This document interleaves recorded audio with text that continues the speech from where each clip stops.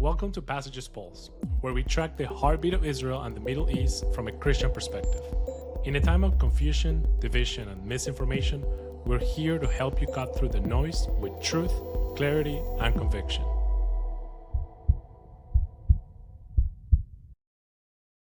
Hi, everyone. Welcome to the Passages Pulse. At the time of this recording, it is 10 a.m. Eastern Time on September 3rd, 2025. It's a new month, but we are here again with another episode. This week, we are going to try to bring an interesting topic that Josiah brought up for us today. There's this thing called the Palestinian Center for Policy and Survey Research, and they released a new public opinion poll. The results have a lot to say about how Palestinians think about October 7th, the war with Israel, and about their own leaders, about the Palestinian leaders. For Christians, we're called to be peacemakers, and this complex opinion represents both opportunities and challenges. So we want to look at that to understand how Palestinians think, how they're seeing their leaders, and how that can help us understand the conflict and maybe what the future of the day after could look like, which is something that we have been talking about since the war began. We're almost coming up 2 years to this war, and the day after doesn't seem near enough, I think. So this center, again, is called the Palestinian Center for Policy and Survey Research. They do polls on a semi-regular basis. Josiah, what are the highlights? What are the big changes since the last polling? I'm sure I don't want to talk down on the Palestinian Center for Policy and Survey Research. I don't know how many people are reading this, but I'm grateful that you are. Tell us about the highlights and what are some of the big changes that you've noticed since the last time?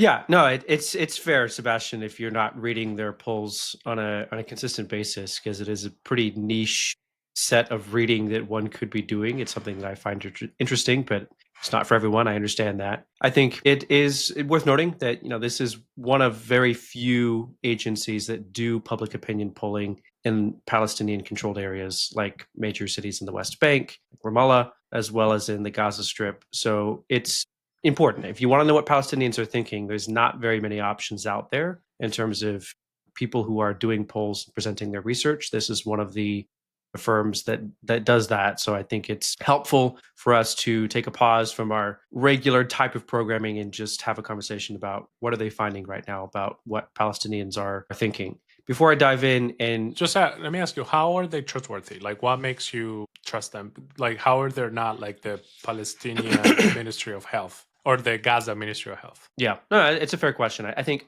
it's it's considered to be a reputable firm because they do their own polling, so they're not outsourcing it per se to entities like the Palestinian Authority or Hamas. They're doing their own research and then presenting it. I think one of the interesting caveats about this organization is that they have been accused at times of struggling to overcome the obstacles that any organization is going to have in the Gaza Strip, specifically where Hamas's control is so strong that it's unclear are these results totally accurate, or are they skewed by the fact that many of the residents of Gaza are intimidated by Hamas and might answer questions differently than they would if they were in a place where they felt they could speak freely without fear of any retribution or consequences. So you do have to take their results with a little bit of a grain of salt. If anything, that means that the results might be skewed a little bit in Hamas's favor, actually. But by and large, they are considered to be a reputable firm because they've been around for a long time and because they are doing their own research with robust methodology.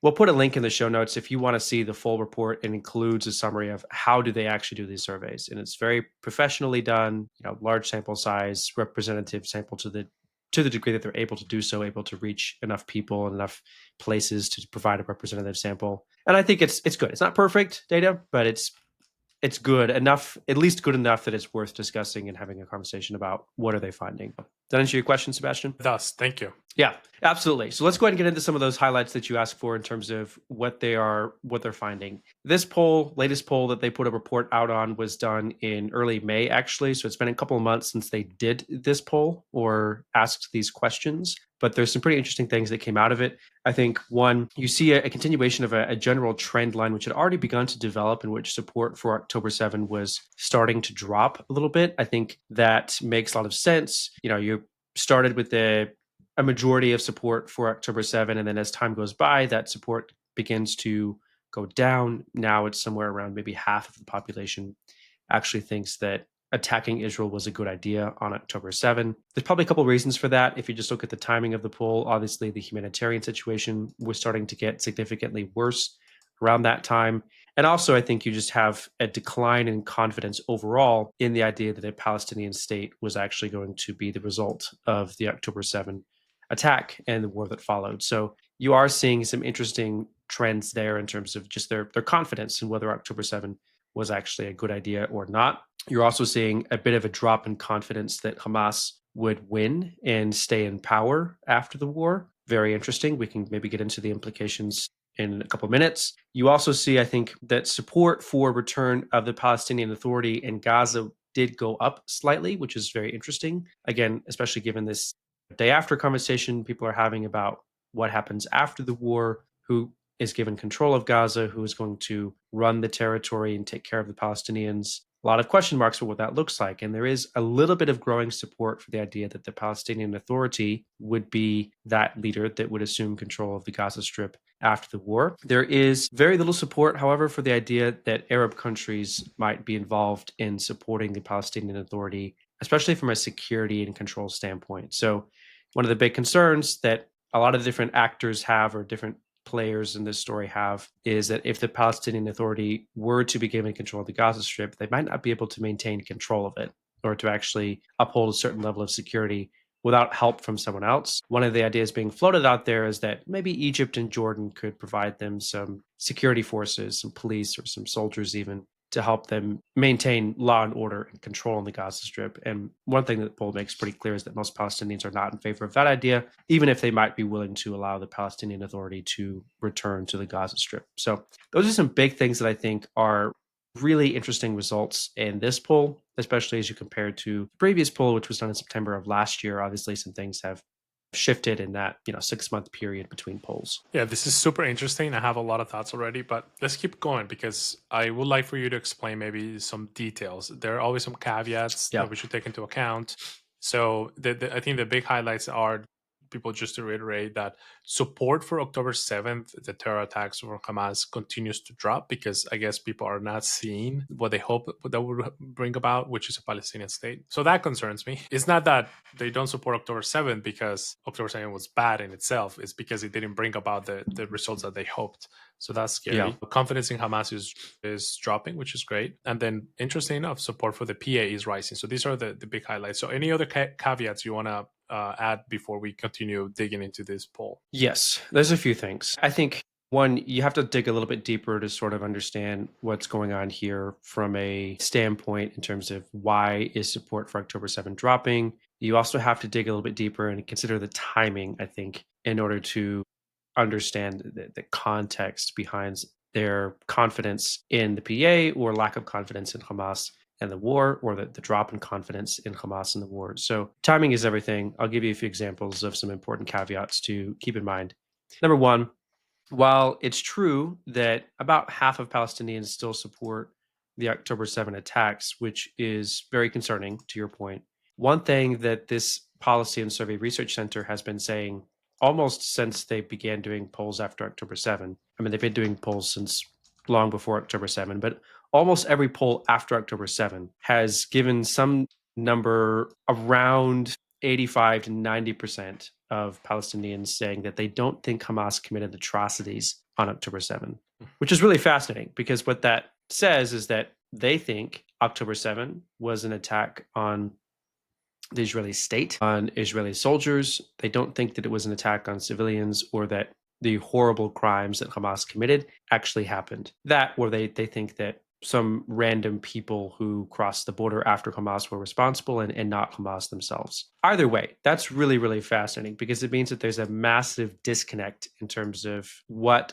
Palestinians believe to be the facts about October 7 and what actually happened on October 7. What's been documented, not just by Israel, but also by the international community, different UN agencies, about specific crimes committed against civilians, including sexual assault, things of that nature. So you can argue about, why this disconnect exists and why they do or do not accept certain facts or reality. I think a lot of that has to do with the amount of information they have access to.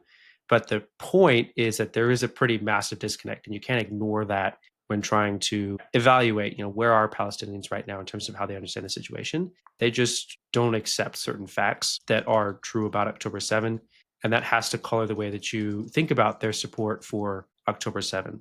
The other caveats are going to have a lot Wait, to do, Josiah, like I let's said, stop there with for a second. I want to talk about this for a second. I want to ask, I mean, this is why from the beginning of the war, we started seeing the documentation that came out from the terrorists themselves. Some of them were wearing body cameras and the images of what they were doing. They were posting on Telegram. They wanted the world to see what they did. And a lot of Israeli and, people in our field organizations have tried to make sure that they compile these video highlights Mhm. so that important people like politicians, leaders are able to see this so that they cannot deny it. Because from the beginning, for instance, one of the earlier claims is that a lot of babies have been decapitated or something like that, or have been burned in ovens, apparently. But later evidence came around proving this. And I have worked with our campus fellows to bring something called Survive to Tell. Survive to Tell is one of our partners that bring to campuses these virtual reality goggles that allow people to see the reality of the stories of what happened by themselves. So can you compare this? Are Palestinians not believing this because they're not seeing these videos? Is it that they're not being shown the reality, or is it what they see the reality and they're like, well, that's not a atrocity? Like, what's going on here? Yeah, again, there's a couple of different layers to this. I think one, there is a lack of information publicly available about what actually happened on October 7. And to your point, the Israeli government has more footage and videos that have been publicly released. They've been showing them to politicians in different international organizations in order to try to generate awareness about what really happened on October 7th. But they've not shared all of those videos with the public. And there are reasons why. It has a lot to do with trying to protect the dignity of those who died on October 7, the victims of October 7, just guaranteeing them a certain right to privacy and dignity, as well as their families. It also has to do with not allowing Israel's enemies to think that Israel is incredibly weak, which it was on October 7. It's a real security issue to publish all the footage immediately. I think one thing that is interesting to me is that as Israel faces more of a PR crisis recently, you are starting to see some cracks emerging where the government is now starting to release not all the footage, but a little bit more of the footage so that not just Palestinians, but the world generally is a little bit more aware of some of the details about what happened on October 7 and is maybe, trying to overcome the fact that people are questioning what really happened on October 7. The other thing I want to mention, and I think I already alluded to, is that the poll specifically said that these people don't think that Hamas committed atrocities. It did leave open the possibility that perhaps some other people, some random criminals, wandered through the holes in the fence after Hamas invaded Israel, and they perhaps carried out various criminal acts and that sort of thing. But the point is that most Palestinians, for one reason or another, are not willing to accept that Hamas specifically committed the atrocities that we know happened on October 7 because there is so much documentation about it. And that's, it again, there's probably more than one reason why this disconnect exists, whether it's misinformation or access to information or bias or whatever it may be. But the point is really like there is a disconnect here. And that's an obstacle that you have to overcome if you're going to get on the same page about what October 7 was and whether it should or should not be supported. Yeah. Well, just so we can move on from this point of whether or not Hamas committed atrocities, which is the first caveat you wanted to highlight, I found a poll by the Heritage Foundation that, well, first I found a poll by Harvard. It's something called Harvard Capps Harris poll. 74% of Americans who were polled at that time believe that Hamas committed atrocities. So in the United States, let's say 3/4 of people believe that Hamas indeed committed atrocities. But when you segment that to the Muslim population, according to the Heritage Foundation poll, only 39% of them believe that Hamas did not commit murder or rape. So less than half of Muslims say that in America say that they don't believe. So that's concerning because the evidence is super evident.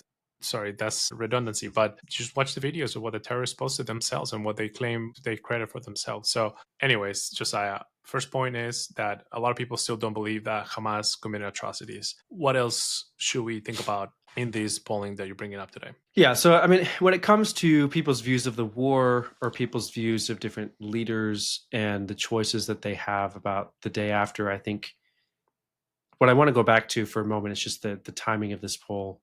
Early May 2025. That means that it really happened before all of the various calls by the international community, especially many Western countries, to recognize the Palestinian state this month at the UN General Assembly.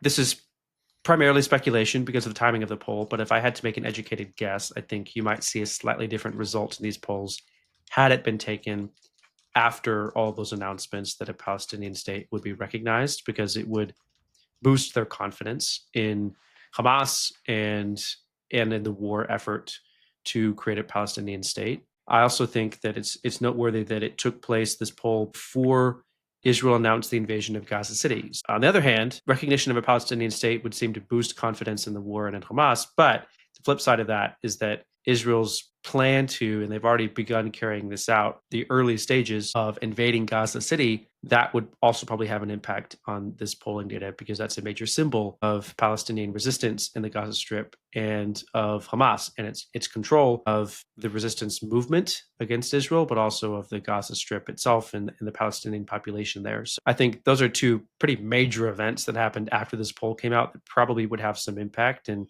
we can only speculate about what sort of impact would it actually have had on the results of this poll. The other thing that I think I want to just mention is that people in the West Bank generally are more confident in Hamas than people in Gaza. And there's probably two reasons for that. One being, of course, that they don't suffer the same consequences that Gazans do for Hamas's actions. They're not as directly under the control of Hamas. They're also not persecuted as much by Hamas, politically speaking. And the other thing I think is very noteworthy, and it kind of gets back to this question about how does this disconnect happen, is that in the West Bank, supposedly 60% of people, one of their primary news sources is Al Jazeera, Yeah, which I is saw that too. higher. Yeah. Right, but this is higher than the percentage of people in the Gaza Strip that are regularly watching or consuming Al Jazeera news reports. And Al Jazeera, it's very well documented at this point, has been very effective at helping Hamas build and operate its propaganda machine throughout the last 2 years, since October 7th, throughout the course of the war. So if your primary news source about what happened on October 7th and how the war is going and how Hamas is performing during the war is effectively just a bunch of propaganda, then of course that'll have an impact on whether you think Hamas committed atrocities, whether you think Hamas is winning the war, or whether you think Hamas is successful in creating some leverage in the war for a Palestinian state. So that's really important. An important caveat, I think, that when you see support higher for Hamas in some parts of Palestinian areas than others, part of the reason why is just because of the type of information that they have access to, which you have to take into consideration. Yeah, I just want to highlight that Al Jazeera is basically the official propaganda machine of the Qatari state, and they have been officially banned in Israel. Last year, Israel Right. passed a law saying that they were basically aiding the enemy and they were promoting And propaganda. briefly banned in the West Bank by the Palestinian Authority as well, actually. Interesting. Well, I looked up just so everybody, if you hear this, you think, oh, how could Israel ban a journalist from their country? Well, let me tell you that it's not just Israel. Al Jazeera has been barred in Saudi Arabia, in the UAE, in Bahrain, in Jordan, in Egypt. For a moment, when these countries stopped their diplomatic relationship with Qatar, they were banned. Iraq has been banned in Algeria, in Bahrain, in Sudan, in India, in China even.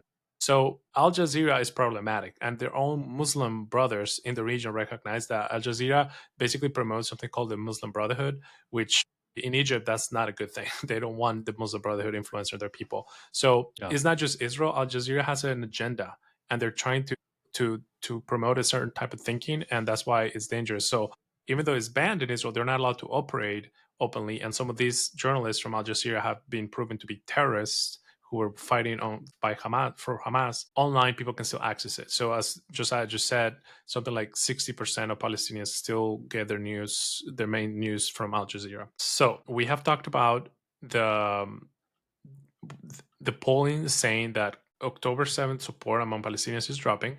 Support for Hamas is dropping. Support for the PA is increasing. You talked about some important caveats here. So now let's talk about what does it mean. Let's interpret this polling as when it relates to the day after tomorrow, like what is going to happen in this war. So we're going to talk about some challenges that come from this and also some opportunities. Let's start with the bad news first. What are some challenges that you are interpreting, Josiah, when it comes to these polling? Yeah, so it's really impossible to go through the entirety of the report and list every single thing that that the report has to say. I would definitely encourage you to, if you find this interesting, read it for yourself. We'll put it in the show notes so you can read the whole thing and interpret some of this data for yourself as well. But some things that stand out to me as some challenges that Israel has to think about, that the United States has to think about, or Christians need to think about as we think about trying to make peace during the day after the war. There's some things that really do stand out as like significant obstacles we're going to have to think about. One being that a majority of the respondents don't trust Israel. Okay? So they don't think that it's a good idea for Hamas to disarm or go into exile, even if they don't necessarily support Hamas and want Hamas to stay in power. You have some Palestinians that are not necessarily in favor of them disarming or being sent into exile, because that would mean that Israel would be, at least temporarily, in complete control of the Gaza Strip. And they don't trust Israel to transfer control to someone else after the fact, like the Palestinian Authority. So they would rather Hamas maintain its arms and continue to fight and not end the war by disarming, which is a major challenge, because from Israel's perspective, that's unacceptable. I mean, one of the demands that they've been making for a while is that for the war to end, Hamas needs to be defeated. It can't continue to exist in the Gaza Strip as the ruler of the Gaza Strip. It can't continue to maintain its arsenal of weapons that it can use to attack Israel again in the future. But that's tricky. You know, you're really kind of running into a brick wall there. Our heads are going to butt pretty strongly over this question of whether Israel is trusted by the Palestinians or whether they would prefer that Hamas continue to exist as a buffer between them and Israel. One of the second major challenges that I think you're going to have as it relates to the day after in Gaza and the leadership transition that might take place, of course, Israel does not want Hamas to remain a viable political leader for the Palestinians. On the flip side of that, there's some real issues and challenges within the Palestinian Authority. People are open to the idea of the Palestinian Authority returning to Gaza or consolidating some power and control over both Gaza and the West Bank. But at the same time, they have serious concerns about the current leaders of the Palestinian Authority, who are viewed as being very old, frankly, a little bit out of touch, very corrupt, and being opposed to reforms that most Palestinians would really like to see, but are not so confident that current leaders are capable of carrying out. One example of just the practical implications of this is that if you were to pair the current leader of the Palestinian Authority in an election with a well-known Hamas leader, for example, the Hamas leader would win because he's more popular even than the current leader of the Palestinian Authority. If you were to switch things up and run a three-way election or even a two-way election in which you allow someone who is affiliated with the Palestinian Authority in the past and with Fatah, the governing party of the Palestinian Authority, but is currently basically in exile from the PA and from the Fatah party, he would win. The man named Barghouti is his last name.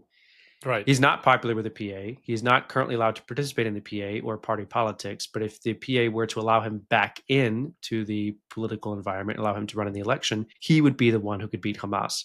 The problem is the only guy who can beat Hamas is currently banned from participating in Palestinian politics, basically, by the current Palestinian Authority. So does he have any blood in his hands, this guy? Most do. Most Palestinian leaders do. You achieve a certain level of influence in leadership based on the current generation, especially based on the role that they played in the first and second Intifada. So right. Yes, most Palestinian leaders are going to have some blood on their hands or responsibility for violence that was carried out in the first and second Intifada. You've really got to look at very, very, very young leaders who have not risen to any positions of prominence yet to find people who did not participate in either the first or second Intifada. So I don't want to pretend like this guy's squeaky clean character who has no blood on his hands. But the point is, he's probably better than Hamas, who is really, really evil, as the last 2 years have made abundantly clear. But again, he can't participate because he's basically exiled from Palestinian politics. So that's a significant challenge that the polling data is telling us, that the only guy who can win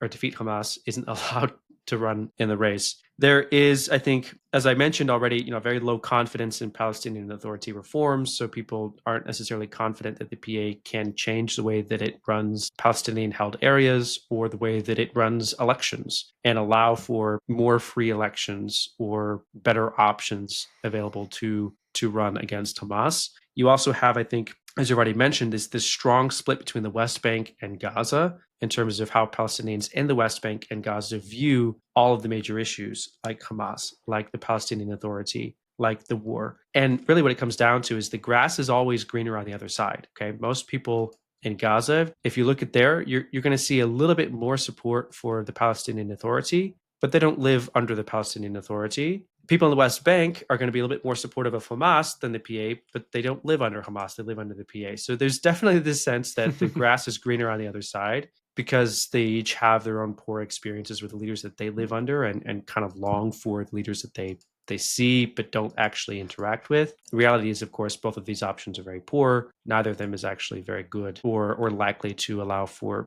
free elections and a positive Palestinian leadership to develop. So those, I think, are blinders that exist within Palestinian society that are going to be, again, challenging to overcome just because of the nature of the repression that you see in a Palestinian society and their access to information or free elections and things of that nature. Yeah, to me, this is one of the biggest themes in the Palestinian-Israeli conflict. I want to zoom out for a little bit. The Palestinian people have suffered under really bad leaders. They have had some really violent leaders who are intransigent, unwilling to compromise. The Palestinian leadership has been offered many times a two-state solution, but their leaders have always, for some reason or another, rejected. So friends, Christian friends, if you're listening to this podcast, this is one of the big themes. If you want to understand this conflict from my point of view, is that Palestinian people have been cursed with really bad leaders who are unwilling to put their people first, the true good interests of the people. And that's some of the things that we got to pray, but we'll talk about that at the end. So those were the challenges. It's pretty dark. I think especially for Israel, Josiah, politically, the PA is not a great alternative politically for Israel, especially for the current coalition. So the fact that the PA might be the alternative to Hamas is just a really big hurdle for Israel. So what are there any good things? Are there any major opportunities that could come out from this polling as you are seeing it? Yeah, there's a few things that I think are a reason for some optimism. Number one, if you look at this poll, you see that support for armed struggle, otherwise known as terrorism, depending on the context. Yeah, not all armed struggle is terrorism, but a lot of what we've seen over the last 2 years is terrorism. Support for that is starting to drop a little bit. And that's good. That's a good thing, obviously, that people are starting to realize that violence is not necessarily the answer to the situation, especially terrorism is not the answer to the situation or to the problem. That's not unpredictable. I think if you historically look at a lot of the research that this center has done over various rounds of conflict, it's pretty normal actually that immediately after a Hamas attack or a war with Israel, usually they're much shorter in the past, but typically there's a spike in support for Hamas and armed struggle or violence in the immediate term. And then over time that dissipates. So it's kind of a bell curve, if you will, where there eventually is a drop off and people begin to realize that the violence has consequences and the violence is not effective and the support for violence will over time begin to dissipate. And it seems like maybe we're getting to a point where we're almost there at that point of the bell curve where that support is starting to drop or fall a bit and violence is no longer, a very popular or as popular solution. You also are going to see, I think, a bit of small growth in support for a two-state solution. This doesn't necessarily mean that people are enthusiastic about recognizing Israel and its right to exist, but that they are coming around to the idea again of living side by side with Israel, trying to find a way to coexist or make peace again. That's a good thing. I think there's a lot of harsh realities right now about the nature of Palestinian politics, how divided it is, the nature of Israeli politics, and how traumatized it is, that make a two-state solution seem pretty unrealistic right now, frankly. But I would say, despite the fact that a two-state solution seems pretty unrealistic right now, it is a positive overall to see Palestinians warming up to the idea of living side by side with Israelis, even if there's a lot of things that have to be figured out in terms of what that actually means and if that's actually realistic. You're also going to see, I think, some split support. And this is interesting. It's not overwhelmingly positive, but it is somewhat positive that it's almost an even split in terms of whether Palestinians support demonstrations against Hamas or whether they oppose demonstrations against Hamas. One of the things that I thought was really interesting, just a side note here, is that some of the people who support demonstrations against Hamas do so despite the fact that they think those demonstrations are being influenced by external actors like Israel, for example, or the United States. And they don't support the influence of Israel or the US in demonstrations against Hamas, but they still continue to support the protest anyway because they don't like Hamas. So, really interesting dynamics going on there. Obviously, I would love to see, a strong majority of people supporting demonstrations against Hamas, but the fact that almost half of the population supports the idea of protest against Hamas that's a positive. It means that people's confidence in Hamas is beginning to weaken, that the control that Hamas has over the population is starting to crack a little bit. And that's important because Hamas has so much control of the population. It has to weaken if there's going to be any sort of positive future, if there's going to be things like free elections or a better, more positive future, more constructive leadership for Palestinians moving forward that is not committed solely to terrorism against Israel. Obviously, Hamas control needs to weaken. It's positive to see that the cracks are starting to emerge and there's a little bit more willingness to criticize Hamas within the Palestinian population. Well, Josiah, I want to commend our audience. If you're stuck with us this far, I'm just really encouraged to, if you're still listening to us, it says about you that you're a person who's seeking to understand this world better, seeking to understand this conflict beyond, like most people will know there's a conflict between Israel and Palestine. But now, by listening to this, you know that it's very complex. There are factions within the Palestinian people, or different authorities. There's a split. There's a difference between Gaza and Judea and Samaria, or the West Bank. So thank you for being an informed Christian who's seeking to understand this better. And if you're looking to understand more, Josiah has a great opportunity for you. Before we go into prayer points, Josiah, why don't you tell people who are wanting to learn more, wanting to maybe share this with their community, how can they grow in their understanding of Israel, the Jewish people, and how we as Christians should get involved? Yeah, I think there's a lot here. And again, I just want to echo what Sebastian said. Thank you so much for sticking around for this long and listening to us unpack a lot of this really complex stuff. If you're interested in learning more about the origins of some of these complexities and how we got here, I think there's a lot that we can unpack for you, and we would love to help you do that. We have a great new course that we launched just last week to the public called Roots and Resolve. This is an intro course that really just kind of lays the table for you in terms of the things that Passages believes about biblical worldview and Jewish-Christian relations and Israel's right to exist, the origins of the Israeli-Palestinian conflict and how complicated it is, all of that in one neat little course for you. So I would highly encourage you to check out the show notes and sign up for that course if you'd like to. It is the gateway to the Passages program for any of you who are students and who are interested and eligible for our trips to Israel. This is the place to start. We ask that you take this course first and then apply for our Israel program. So I would highly encourage you to jump in and let us know if you have any questions. This course is an intro, so it touches on a lot, but also there's a lot left unsaid. And if you have questions that you would like to explore, things that you want to know more about, send us an email or comments on wherever you're watching this or listening to it, if it's YouTube, Spotify, whatever. Just let us know. And we would love to answer your questions, incorporate them into future episodes, or just have a conversation with you. Yeah, if you're a Passage alum who's been to Israel with us, you know how awesome it was. And you probably want to share that with people in your life who haven't been yet. So if you have a younger sibling or friend, somebody who is in college and wants to go to Israel with us, just so you know, we have limited spaces. Next year, we're only going to take a few hundred people. And in order to be eligible for these trips, you need to go through this course called Roots and Resolve. So Josiah, thank you for curating that course for our audience. And I hope that many of you will sign up. So to finish this up, I think we should think about how we can pray. How should we as Christians respond? And, let me give to you first, Josiah. How do you want to boil this down as Christians? How do we react to this information? Yeah. I have a prayer request or two that I'll share in a moment, but I think also just high level, I appreciate the question, Sebastian, because one of the things that I encounter a lot when having conversations with people is people who tend to think about these issues in pretty black and white terms. You're either going to glorify Palestinian nationalism and every Palestinian perspective, or you're going to vilify Palestinian nationalism and every Palestinian perspective. And there's not a lot of in between.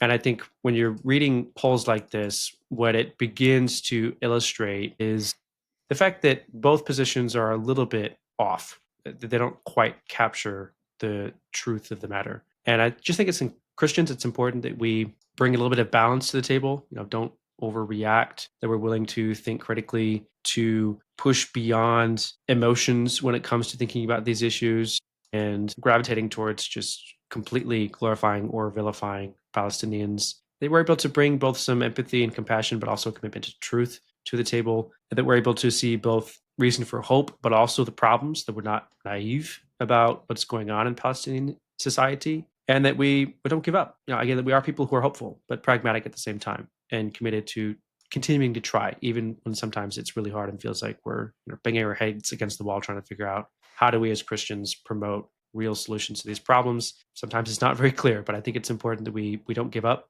that we stay committed to being hopeful, but also pragmatic about what we can do as Christians. As far as things I think we should be praying for, I think honestly, the big thing for me at the end of an episode like this, in a conversation like this, is just feeling like we need to be praying for Palestinians, praying that they would be given an opportunity to live more free lives, free from the control of organizations like Hamas, with better leaders who have their best interests at heart and not their own. Because I think right now, if you look at the available leaders, whether that's Hamas or some of the available alternatives, there just aren't a lot of good options out there. And most of them seem to be pretty self-serving and willing to take advantage of Palestinians. So I would just pray that better leaders emerge and that Palestinians are equipped with the means and the courage to lead towards a better future for themselves. So that's what I would pray for right now. Yeah, I love that you talked about hope, because for us to see the current situation and what the polling says, it just seems a little hopeless. There are some reasons to hope, but I think about how Israel made peace with Egypt. The guy who went to war against Israel in the Yom Kippur War later was the guy who put it all on the Yeah. line, even his life eventually, So to Sadat, to make peace with Israel. And although it was the governments who made peace and were able to put behind the 6 Day War, the 1948 Independence War, and the Yom Kippur War, the people obviously is not as warm peace as it could be. But I think we can have hope that in the Palestinian people there will be a leader who's willing to put some things behind. There needs to be a statute of limitations on past grievances. That's the only way moving forward in this conflict. So we need to pray for that. I think God is a God of peace, and we need to pray for peacemakers. The Bible says, blessed are the peacemakers. So we need to pray for the peacemakers will arise on the Palestinian side and the Israeli side, because there are a lot of people in the coalition of the current government of Israel who are not happy about peace. They want to basically bring about change through non-peaceful means. That was a mouthful. All right, I think we should pray about that. Second, I think we should pray about the coming meeting of the United Nations. I think the fact that France, United Kingdom, Canada, Australia, Belgium are thinking about recognizing the state of Palestine, most likely will. I think that's a dangerous message will be sent to these people, to the Palestinian people, who will say, Hamas did this terror attack and we got a recognition from some of the most powerful countries in the world. Maybe this is the way forward. That's very dangerous. And friends, you're really witnessing historic times. You should remember this for the rest of your life, that in the year 2025, one of the most powerful countries in the world, the United Kingdom, told Israel, if you don't end the war with Hamas, I'm going to recognize a Palestinian state. So basically, the other way of reading that is that one of the most powerful countries in the world told a terrorist organization, don't make peace, hold out, don't compromise, because if you do, I will reward you with a statehood. Crazy thing. So we need to Yeah. pray for that. Lord, be merciful for the decisions and the consequences that these countries will make. And finally, we need to pray for better leaders. I think we need to pray for better leaders in the Palestinian people, that they will rise up. And well, one more thing, bonus, the gospel. Passages we believe, our statement of faith, you can find it on our website, that all human beings are falling and that Jesus is the only salvation for the world. So we need to pray that the gospel will go out in Judea and Samaria and Gaza and the Palestinian territories, that the church will rise up, that brave missionaries will go and bring the gospel. People will share the gospel.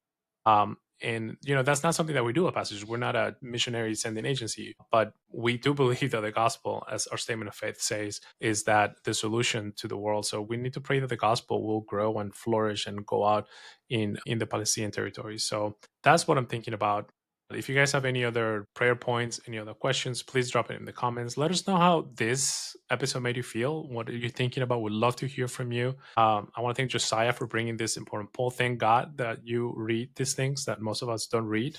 From the Palestinian, I'm going to read it again. It's from the Palestinian Center for Policy and Survey Research. So thank you for that, Josiah. And I want to thank our producers, Avery and Lindsay, for working on this episode for us. And we look forward to seeing you guys next week. Josiah, parting words do you want to say? No, just thank you again to our audience for listening and sticking through this. And really appreciate you all for being with us each week. Thank you all. See you next week. Bye. Thank you for listening to this week's episode of Passages Pulse. Help us grow this community by liking, sharing, and subscribing. If you like this week's episode, let us know by leaving a comment below. This podcast is a project of Passages Israel.